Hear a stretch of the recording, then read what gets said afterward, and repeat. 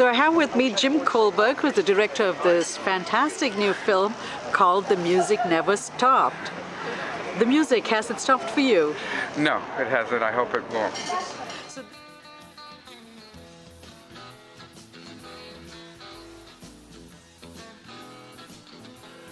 We got 3 standing ovations, and I think the audience is, much to my surprise, really seemed to love the film, and I'll be grateful to Sundance for giving it that first exposure. screenplay had been with Sony for 10 odd years. It was just languishing. Right.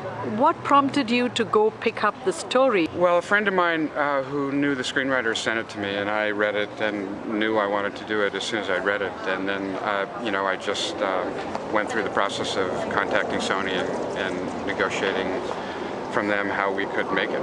Why did it jump out at you? I mean, I had been reading a bunch of brain science books and neuroscience books just for my own interest, including a lot of Oliver Sacks's books. So that was one thing that really jumped out at me. The second was the music. The iconic songs of these bands is well known to everybody, and I love all of the music in the film. And then it was a father-son story, and I think that there are not many father-son stories that are brought to the screen and as told as well as this script. And Now, you did a brilliant job with the father. You see how the father was arrested in time musically because Yes. he was listening to Count Basie Right. and he was listening to the 50s. Right. Through this film, you've also shown the change in America, that inflection point. Right. How did you relate to it? Because you've done a marvelous job of showing it through the music. Right. One of the things that attracted me about the film was, that generation gap, which I feel is one of the largest generation gaps in many generations, because Henry's generation did not have TV, drugs, rock and roll. It's the father. Yeah, the father's generation. And when the son's generation had all those things, in his culture, there was an inability to kind of understand what the other was going through. So I thought that exposing that huge generation gap was really an interesting thing to pursue in a film. And you're very limited in an hour and 50-minute film what you can do, so it has to be treated metaphorically, and in this case it was the music that really did that so well. And what about Dr. Sacks himself? He's been just incredibly supportive since the very beginning, even before we contacted the musicians.